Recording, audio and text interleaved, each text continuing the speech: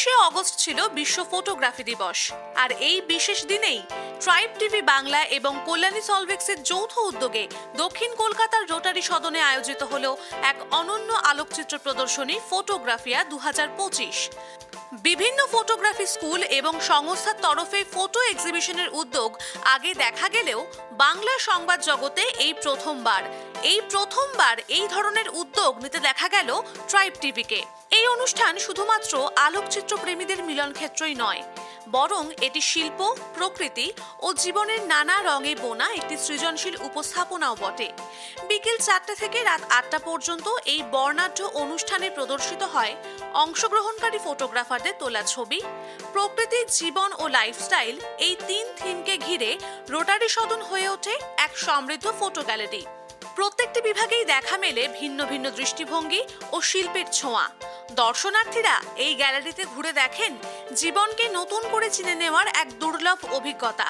সারা বাংলার আনাচ কানাচ থেকে প্রায় 300-র বেশি ফটোগ্রাফার অংশগ্রহণ করেছিলেন এই প্রতিযোগিতায়।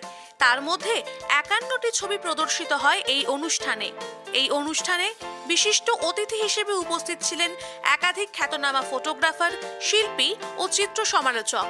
বিএসএফ এর প্রাক্তন DIG Samir Mitra, captain B Parthasarathi, doctor Arindam Biswas সহ একাধিক আমন্ত্রিত বিশেষ অতিথিরা ভাগ করে নিলেন তাদের অভিজ্ঞতা। ভীষণ ভালো লাগলো এই কারণেই, এই যে উদ্যোগটা, এই যে ট্রাইব টিভি যে উদ্যোগটা নিয়েছে, এই উদ্যোগটা তো এটা তো প্রথম বছর বোধহয়, তাই তো? এবারে আরো উৎসাহিত হবে ওরা, কারণ আমরা সকলে মিলে সেই উৎসাহটা দিতেই এসেছি যে যেন আরও বেশি প্রমোট করা হয়।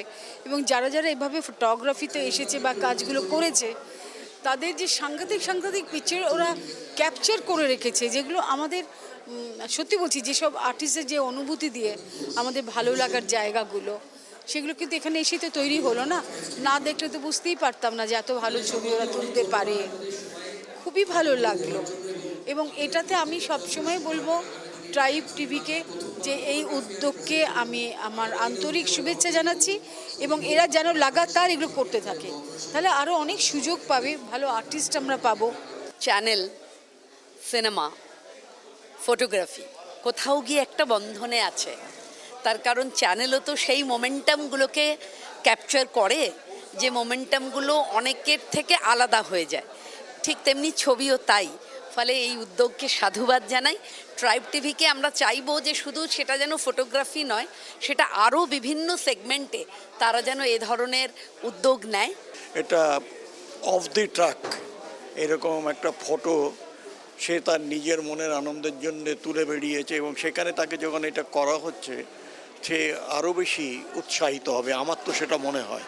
এবং বেশ ভালো ফটো যেগুলো মন ছুঁয়ে যায়, যাদের ডাকা হবে, আমার মনে হয় এদের আরও বেশি উৎসাহিত করা হোক। এবং যদি এদের মধ্যে থেকে কোনো ক্রিয়েটিভ ভালো একটা কাউকে পাওয়া যায়, তাহলে আমার মনে হয় তাকে, যে চ্যানেলে এত বড় একটা কাজ করলো, সেই চ্যানেলের তরফ থেকে তাকে যদি আরও বেশি কোনো if is in a financial need and all, I think they should also come forward to একটা প্রতিভাকে আরও বেশি তাকে করে দেওয়ার জন্য।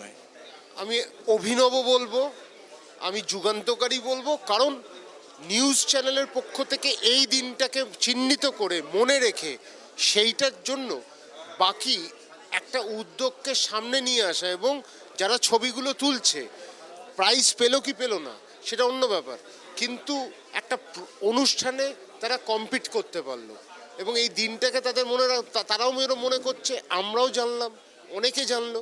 সুতরাং ট্রাইব টিভি যে কাজটা করেছে আমি ধন্যবাদ দিয়ে, আমি ট্রাইব টিভিকে ছোট করব না, কিন্তু ট্রাইব টিভি যে কাজটা করেছে মনে রাখার মতন করেছে। এই দিনটা অনেকেই জানতো না, সেই দিনটাও জানালো। যারা ফটোগ্রাফি করেন, যাদের ওটা একটা প্যাশন বা প্রফেশন, তাদেরকেও কিন্তু সম্মানিত করলো। ফটোগ্রাফিয়া 2025 শুধুই একটি প্রদর্শনী নয়, এটি একটি অভিজ্ঞতা, যেখানে প্রতিটি ফ্রেম তুলে ধরেছিল সময়ের গল্প, মানুষের অনুভব, প্রকৃতির নিঃশব্দ ভাষা। ফটোগ্রাফারদের ক্যামেরা যখন হৃদয়ের চোখ হয়ে ওঠে, তখনই জন্ম নেয় এমন এক উপস্থাপনা যা শুধু দেখার নয়, অনুভবেরও।